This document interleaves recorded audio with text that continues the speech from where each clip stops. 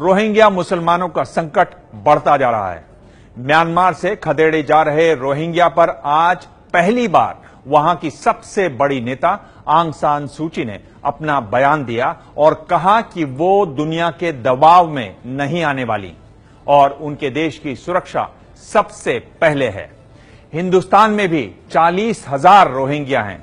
सरकार supreme court में कह चुकी है कि वो देश की सुरक्षा के लिए खतरा हैं।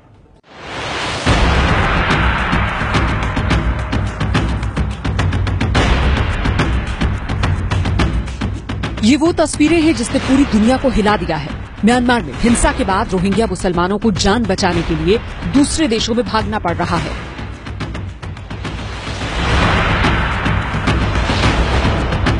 और ये तस्वीरें हैं बांग्लादेश की, जहां जगह जगह ऐसे कैंप दिख जाएंगे जहां बेघर रोहिंग्या मुसलमानों ने शरण ली है।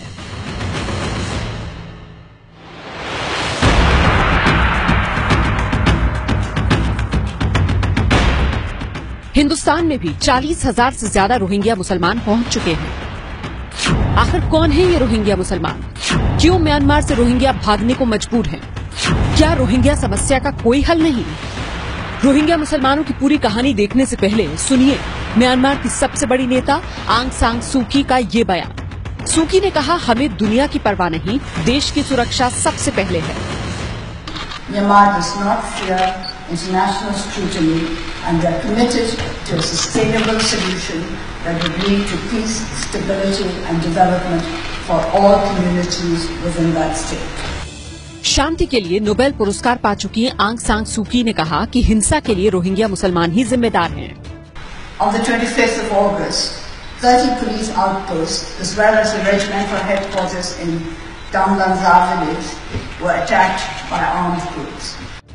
हिंसक घटनाओं की निंदा करते हुए आंग सान सूकी ने ये भी साफ किया कि जो लोग म्यांमार लौटना चाहते हैं उनके लिए हम शरणार्थी पहचान प्रक्रिया शुरू करने को तैयार हैं।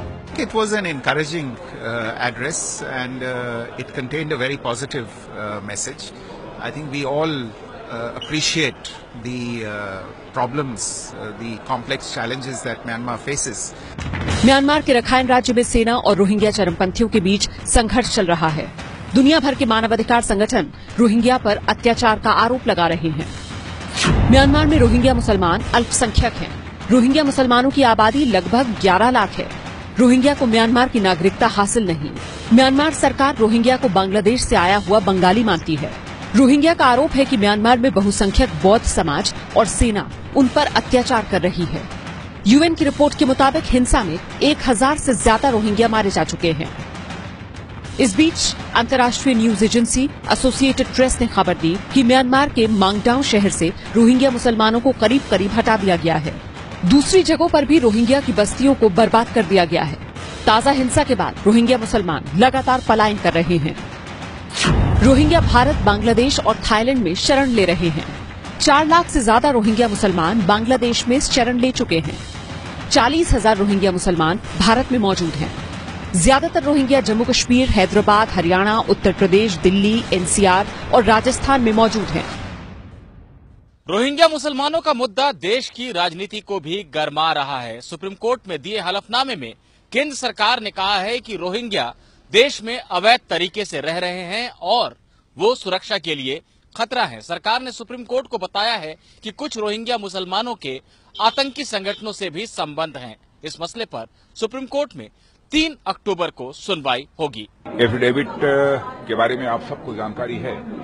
अब जो भी फैसला होना है वह कोर्ट के द्वारा फैसला होना है। मैं समझता हूं कि हम सबको कोर्ट के फैसले की प्रतीक्षा करनी चाहिए। लेकिन रोहिंग्या मुसलमानों के पक्ष में भी देश के कई संगठन और नेता खड़े हुए हैं।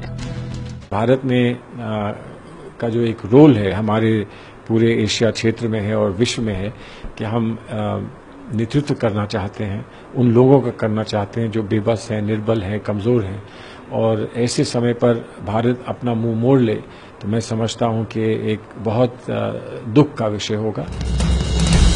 रोहिंग्या को लेकर सरकार की चिंता ऐसे ही नहीं बढ़ी हुई। सोमवार को ही दिल्ली में अलकायदा के आतंकवादी शमीउर रहमान को पकड़ा गया। पुलिस के मुताबिक ये आतंकी रोहिंग्या मुसलमानों को ट्रेनिंग देने आया था। सरकार की चिंता अपनी जगह ठीक है, लेकिन ये भी सच है कि लाखों रोहिंग्या मुसलमान दर दर की ठोकरें खाने को मजबूर हैं। इस समस्या का हल तब तक नहीं निकल सकता जब तक म्यांमार में संघर्ष नहीं रुक जाता और रोहिंग्या लोगों का पलायन बंद नहीं होता। इस बीच रोहिंग्या मुसलमानों के समर्थन में पाकिस्तान के आतंकी सरगना मसूद अजहर ने म्यांमार पर हमले की धमकी दी है। इसके लिए उसने मुसलमानों को एकजुट होने के लिए कहा है। ये है एबीपी न्यूज, आपको रखे आगे।